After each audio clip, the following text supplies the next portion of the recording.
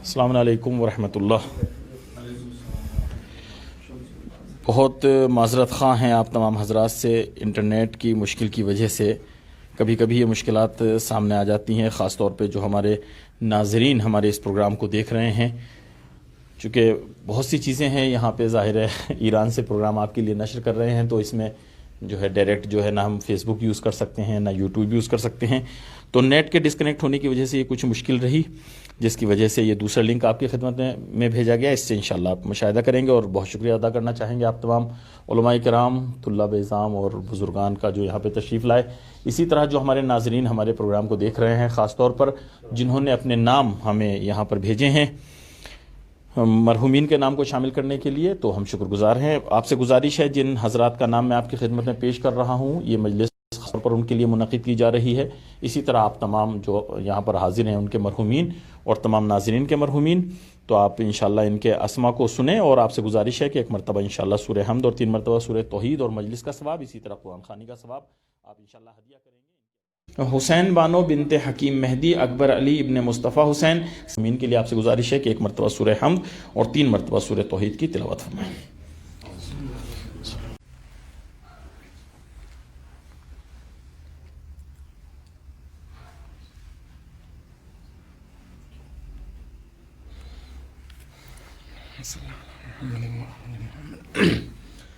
رحم اللہ من قرأ الفاتحہ۔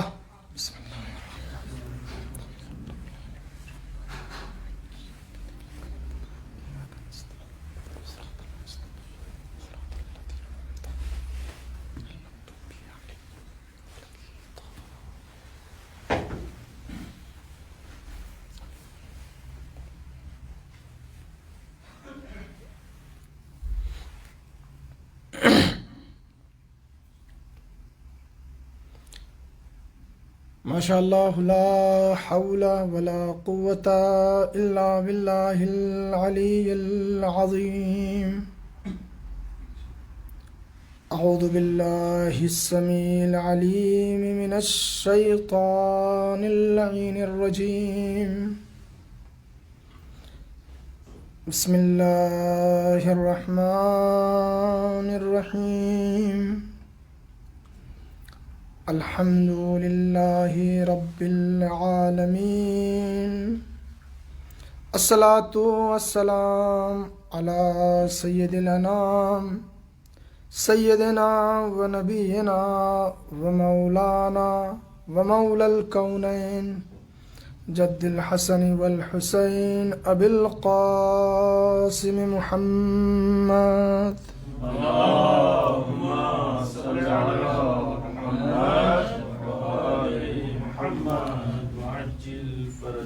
وعلى أهل بيته الطيبين الطاهرين المعصومين المظلومين، ولا سيما على بقية الله في الأرضين، ولعنة الله على أعدائهم أجمعين من أول الدنيا إلى قيام يوم الدين. أما بعد، فقد قال الله تبارك وتعالى في القرآن الكريم وهو أصدق الصادقين وقوله الحق. بسم الله الرحمن الرحيم. ربنا واجعلنا مسلمين لك ومن ذريتنا أمة مسلمة لك وأرنا مناسكنا وتب علينا إنك أنت التواب الرحيم. صلوات بھیجیے محمد علیہ اللهم صل على محمد۔ عزیزان محترم، ناظرین کرام، قرآن مجید کے سورہ مبارکہ بقرہ کی 128ویں آیت شریفہ کو تلاوت کرنے کی سعادت حاصل کی۔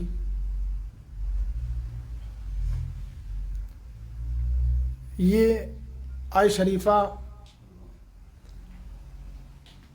شیخ الانبیاء حضرت ابراہیم علیہ السلام کی وہ دعا ہے جو آپ نے پروردگار کی بارگاہ میں کی۔ ویسے تو قرآن مجید میں انبیاء علیہم السلام سے منسوب بہت سی دعائیں ہیں، اور ظاہر ہے قرآن مجید کی شان شان ہدایت ہے، یہ محض دعا نہیں ہے بلکہ امت کو اور بندگان خدا کو یہ انبیاء علیہم السلام کی مسلسل تبلیغ اور ہدایت ہے کہ تم اپنے پروردگار کی بارگاہ میں جب جاؤ تو کیسے جاؤ، اس کی بارگاہ سے کچھ طلب کرنا چاہو تو کیا طلب کرو۔ یہ سلیقہ دعا ہے جو انبیاء علیہم السلام، ائمہ علیہم السلام نے، ویسے تو ادعیہ کا ایک مکمل باب ائمہ علیہم السلام سے منسوب بہت ساری کتابیں، جس میں مفاتیح ہے اور خود امام سجاد سے منسوب صحیفہ سجادیاں ہیں، وہ سب دعاؤں کا مجموعہ ہے۔ اس کے علاوہ بھی شیخ کفمی کی ایک روایت کردہ کتاب ہے جو پوری ادعیہ پہ مشتمل ہے، اور اس کے علاوہ بہت سارے مجموعے ہیں۔ یہ سلیقہ ہے کہ ایک بندہ جب اپنے معبود کی بارگاہ میں جائے تو کیسے جائے، اپنے اللہ سے دعا مانگے تو کیا مانگے، یہ سلیقہ دعا ہے۔ اس حضرت ابراہیم علیہ السلام کی دعا سے ہمیں ایک چیز سمجھ میں آتی ہے، وہ یہ ہے کہ جناب ابراہیم نے پروردگار سے جو چیز مانگی ہے وہ بہت قیمتی اور ارزشمند ہے۔ بے شک دعا یہ فرمائی، ربنا، اے ہمارے پروردگار، وجعلنا مسلمین لک، تو ہم دونوں کو اپنا مسلمان بنا لے، ومن ذریتنا امتا مسلمتا لک، اور ہماری ذریت کو بھی اپنا مسلمان قرار دے، وارنا مناسکنا، اور نیک اعمال کی طرف بھی ہماری ہدایت فرما، وتب علینا، اور ہماری توبہ کو قبول فرما، ہمیں بخش دے، انک انت التواب الرحیم، چونکہ تو تواب بھی ہے، توبہ کو قبول کرنے والا بھی ہے، اور رحمان اور رحیم بھی ہے، مہربان بھی ہے۔ جناب ابراہیم جو دعا مانگ رہے ہیں، اے پروردگار تو ہمیں اپنا مسلمان بنا لے، اور یہی نہیں کہ تو ہمیں اپنا مسلمان بنا لے بلکہ ہماری ذریت میں بھی تو ایک قوم ایسی رہے جو مسلسل تیری مسلمان رہے، جو تیرے سامنے سرب سجود رہے، سر تسلیم خم کیے رہے۔ ظاہر ہے یہ دعا ہے۔ نہ جناب ابراہیم نے، ایسا تو نہیں تھا کہ جناب ابراہیم کے حالات مادی اعتبار سے بہت اچھے تھے، نہ مال کی تمنا کی، نہ منال کی تمنا کی، نہ منصب کی تمنا کی، بلکہ کیا چیز مانگی؟ ایک دعا مانگی، وہ بھی اپنے لیے اور اپنی ذریت کے لیے، اپنی اولاد کے لیے۔ سلیقہ دعا بتلا رہے ہیں جناب ابراہیم کہ دیکھو دعا جب مانگی جاتی ہے، کبھی وقتی چیز دعا میں اللہ سے مت مانگو۔ اگر کوئی چیز مانگنی ہے تو کیسی چیز مانگو جو پائیدار ہو، جو ثابت ہو، جو ہمیشہ رہنے والی ہو۔ اور یہ بھی نہیں مانگ سکتے تھے پروردگار مجھے مال دے دے، دولت دے دے، گھر دے دے، نہیں، کچھ بھی نہیں مانگا۔ آج یہ سلیقہ ہے انبیاء علیہم السلام کی دعاؤں کا۔ آج ہمارے سامنے جب ہم مصلی عبادت پہ جانے کی توفیق ہوتی ہے تو اپنے پروردگار کی بارگاہ میں دعائیں کرتی، بڑی جزئی چھوٹی چھوٹی دعائیں ہوتی ہیں، ان کی کوئی حیثیت نہیں ہوتی اللہ کی رحمت کے سامنے۔ پروردگار مجھے پیسہ دے دے، مجھے منصب دے دے، جبکہ اسلام کا نظریہ بالکل یہ نہیں ہے کہ پیسہ یا مال یا منال یا منصب یا سرمایہ یہ کوئی اہمیت نہیں رکھتا۔ نہ منصب کامیابی کی دلیل ہے، نہ دولت کامیابی کی دلیل ہے، نہ اقتدار کامیابی کی دلیل ہے، بلکہ اقتدار کس کو ملتی ہے کامیابی؟ قرآن مجید کی مسلسل آیات ہیں، سورہ مومن، قد افلح المؤمنون، مومنین کامیاب ہے۔ اللہ سے ایمان کی صلاحیت مانگو، اللہ سے دعا کرو پروردگار ہمیں ایمان کی توفیق سے مالا مال فرما۔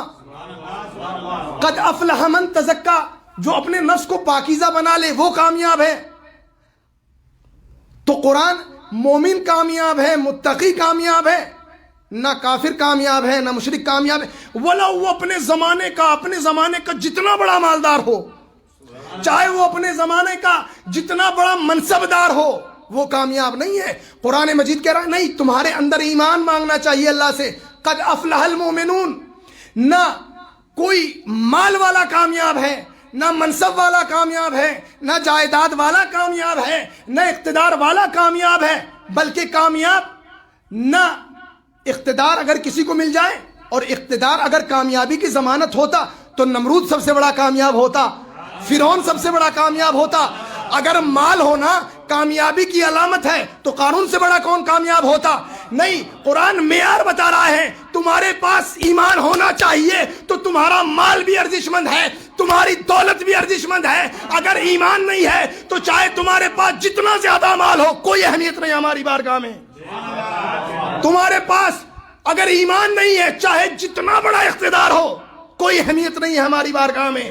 قرآن کہہ رہا ہے، ہمارے دین کی تعلیم کہہ رہی ہے کہ دیکھو، کامیاب وہ ہو سکتا ہے جس کے پاس فرسٹ اسٹیپ میں، پہلے مرحلے میں ایمان ہو، بعد میں سب کچھ ہونا چاہیے۔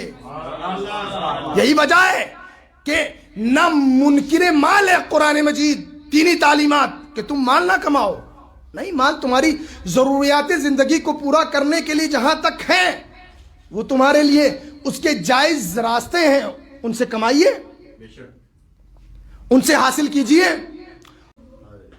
اور شب زیارت امام حسین بھی ہے، بہت عرصہ ہوا، دل تنگ ہو گئے، اور حتماً مومنین، بہت سارے مومنین یہ بیان کرتے، مولانا ہم تو ہر سال کربلا کی زیارت کے لیے جاتے تھے، لیکن یہ پورا برس بیت گیا، کربلا کی زیارت نصیب نہیں ہوئی۔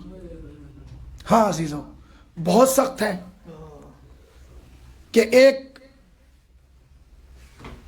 عاشق اپنے معشوق کی بارگاہ سے دور رہ جائے۔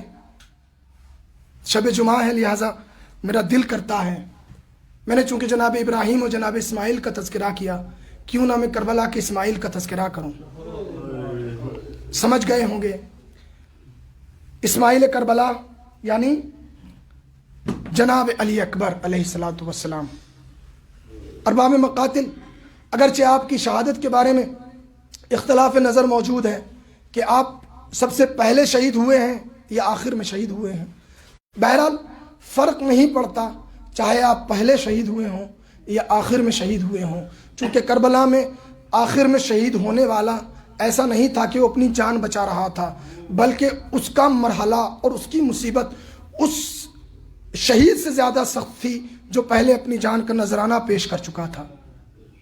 ہاں عزیزو، علی اکبر جسے امام حسین علیہ الصلوۃ والسلام، روایات کے جملے بھی ہیں، خود ارباب مقاتل نے لکھا ہے کہ جب حضرت نے رخصت کیا تو زمین پر بیٹھ گئے، ایک جملہ کہا، اے عمر سعد، اللہ تیرے رحم کو قطع کرے، تیری نسل کو قطع کرے جس طرح تو میری نسل کو قطع کرنا چاہتا ہے، چونکہ میں اس ذات کو، اور پھر اللہ کو گواہ کر کے کہتے ہیں، اے پروردگار تو گواہ ہے نا، تیری دین کی راہ میں میں اس جوان کو بھیج رہا ہوں جو خلق میں، خلق میں، کردار میں، گفتار میں میرے نانا کی شبیہ ہے۔ جب جب مجھے یاد آتی تھی، جب بھی مجھے یاد آتی تھی، اپنے نانے کی زیارت کا اشتیاق ہوتا تھا، میں علی اکبر کو دیکھ لیا کرتا تھا۔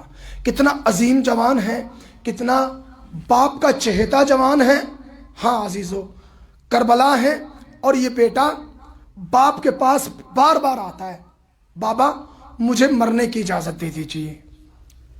بس ذاکرین نقل کرتے ہیں، بیان کرتے ہیں کہ آخر میں امام حسین نے ایک جملہ کہا، بیٹا میں تمہیں کیسے اجازت دوں، چونکہ تمہارا اختیار مجھ سے وابستہ نہیں ہے، تمہیں تو زینب نے پالا ہے۔ بس یہ سننا تھا۔ جناب علی اکبر پھوپھی کے پاس چلے گئے۔ معلوم ہے کتنا عظیم شہید ہے کربلا کا علی اکبر، جس کا نام بھی اکبر ہے، جس کا مرتبہ بھی اکبر ہے۔